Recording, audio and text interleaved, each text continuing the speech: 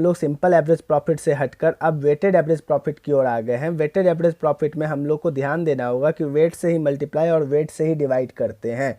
तो first year का जो हमारा प्रॉफिट दे रखा है 24,000, उसको हमने 1 से मल्टीप्लाई किया क्योंकि फर्स्ट ईयर का वेट आपका 1 दे रखा है।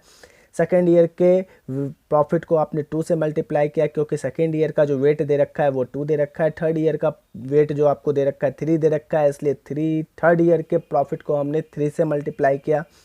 फोर्थ ईयर का प्रॉफिट आपका 40,000 है, जिसको आपने 4 से मल्टीप्लाई किया क्योंकि फोर्थ ईयर का वेट है आपका 1,60,000 हो गया। अब ये प्रॉफिट में वेट जब मल्टीप्लाई करते हैं तो हमारा प्रोडक्ट निकलता है, और प्रोडक्ट को अगर आप टोटल करते हो तो टोटल प्रोडक्ट निकलता है, और वेट को टोटल करते हो तो आपका टोटल वेट निकलता है। तो टोटल प्रोडक्ट को टोटल वेट से डिवाइड करते हैं, मतलब हमने पहले ही बताया वेट को आप मल्टीप्लाई भी करना है, वेट से ही आपको डिवाइड भी करना है। तो वेट से मल्टीप्लाई करके आपका प्रोडक्ट निकल गया, और वेट से ही डिवाइड करोगे तो आपका वेटेड एवरेज प्रॉफिट निकल जाएगा। और वेटेड एवरेज प्रॉफिट आपका कितना निकलेगा, तो 3,40,000 को आप 10 से डिवाइड कर दोगे तो 3,40,000 जो आपका प्रोडक्ट दे रखा है, प्रोडक्ट को टोटल वेट से आप डिवाइड करोगे तो आपका वेटेड एवरेज प्रॉफिट निकलेगा। वेटेड एवरेज प्रॉफिट को आप किससे मल्टीप्लाई करना होगा, आपको नंबर ऑफ परचेज ईयर से, जैसा कि आपने वेटेड एवरेज प्रॉफिट में फॉर्मूले में आपने पिछले क्लास में पिछले वीडियो में आपने देख रखा है।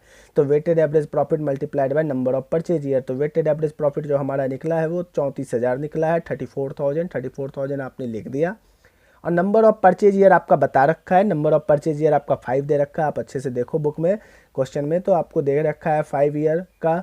तो आप नंबर ऑफ परचेज ईयर से आप क्या करोगे, मल्टीप्लाई करोगे। जैसे ही नंबर ऑफ परचेज से मल्टीप्लाई करोगे तो आपका गुडविल का वैल्यू निकल जाएगा, आपके बिजनेस का, आपके फर्म का। कौन से मेथड से, तो वेटेड एवरेज प्रॉफिट मेथड से।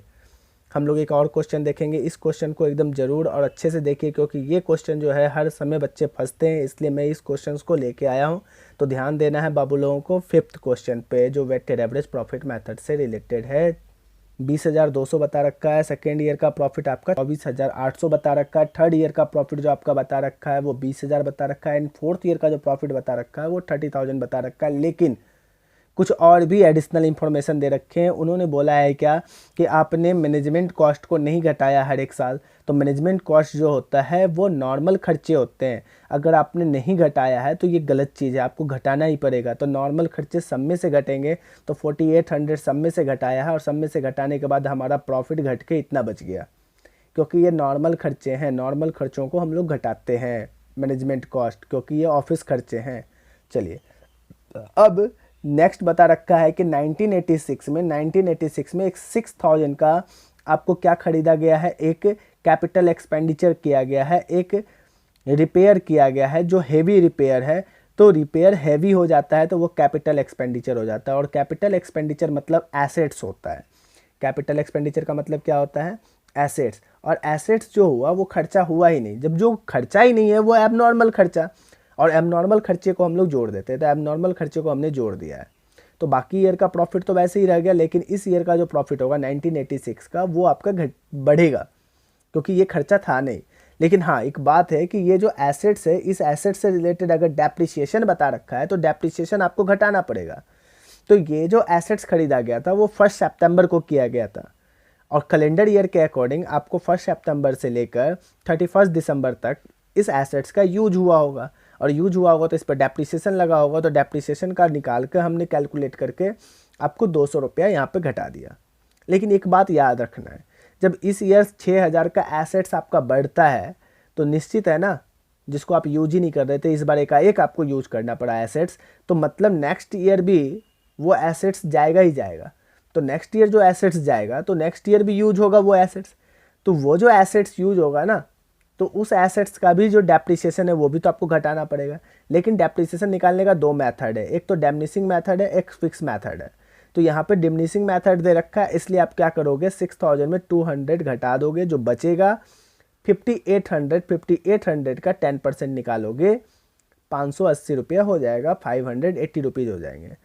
अब क्या होगा कि बाकी ईयर का तो प्रॉफिट वही रह जाएगा, लेकिन इस ईयर का प्रॉफिट में चेंज आ जाएगा। इस ईयर में 200 रुपया जुड़ गया है, घट गया है, और इसमें 580 घटा है। अब बता रखा है क्लोजिंग स्टॉक के बारे में। क्लोजिंग स्टॉक जो है ना आपका सेकेंड ईयर जो है ना, क्लोजिंग स्टॉक का ओवर वैल्यूड हो गया है।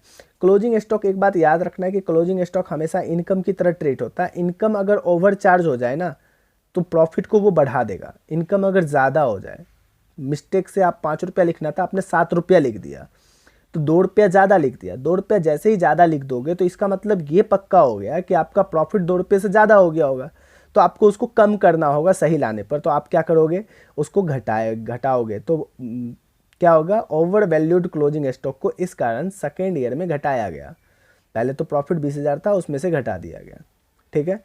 लेकिन एक बात ये भी याद रखना है कि जो इस साल का क्लोजिंग स्टॉक है वो नेक्स्ट ईयर के लिए ओपनिंग स्टॉक बनता है, और ओपनिंग स्टॉक जो होता है वो एक्सपेंस की तरह ट्रीट होता है। तो आप एक्सपेंसेस को तो घटाओगे, लेकिन एक्सपेंसेस जो है ना ये ओवर चार्ज हो गया। मतलब खर्चा अगर ज़्यादा हो जाए, क्योंकि यही वाला अमाउंट यहाँ पे गया होगा, तो वो ओवर चार्ज होके गया होगा। तो ओवर चार्ज एक्सपेंसेस जो है वो क्या किया होगा, एक्सपेंसेस अगर ज़्यादा लिख दिया, आपको लिखना था 5 ही एक्सपेंसेस, आपने 7 लिख दिया, तो प्रॉफिट को तो वो कम कर दिया ना 2 रुपये से ज़्यादा।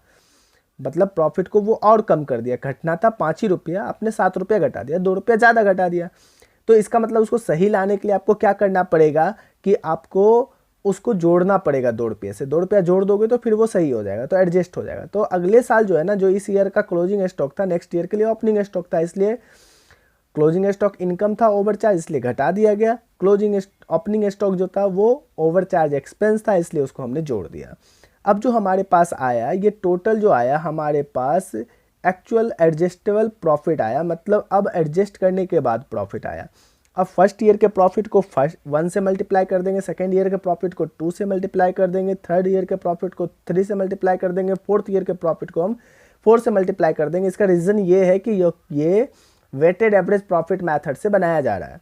अब वेटेड एवरेज प्रॉफिट मेथड से बनाया जा रहा है तो वेट से मल्टीप्लाई करना है ही, और वेट जो होगा हर एक ईयर का 1 2 3 4 दे रखा होता है। फर्स्ट ईयर के वेट को 1 से, 2 से, फिर 3 से, फिर 4 से मल्टीप्लाई किया, और ये सब मल्टीप्लाई करने के बाद हम पहले से जानते हैं कि प्रॉफिट को वेट से मल्टीप्लाई करने के बाद प्रोडक्ट आता है। प्रोडक्ट को टोटल करते हो तो टोटल प्रोडक्ट, हर एक वेट को जोड़ लेते हो तो टोटल वेट हो जाता है। टोटल वेट निकल गया तो टोटल प्रोडक्ट को टोटल वेट से डिवाइड करने पर वेटेड एवरेज प्रॉफिट निकलता है, और वेटेड एवरेज प्रॉफिट से आप आराम से गुडविल निकाल सकते हो। तो वेटेड एवरेज प्रॉफिट कैसे निकलेगा, तो 2,19,280 मतलब 2 लाख मतलब 2,19,280 डिवाइड बाय 10 मतलब 21,928 जो आपका निकल गया, वो वेटेड एवरेज प्रॉफिट निकल गया। वेटेड एवरेज प्रॉफिट को आप मल्टीप्लाई किससे करते हो, तो नंबर ऑफ परचेज ईयर से।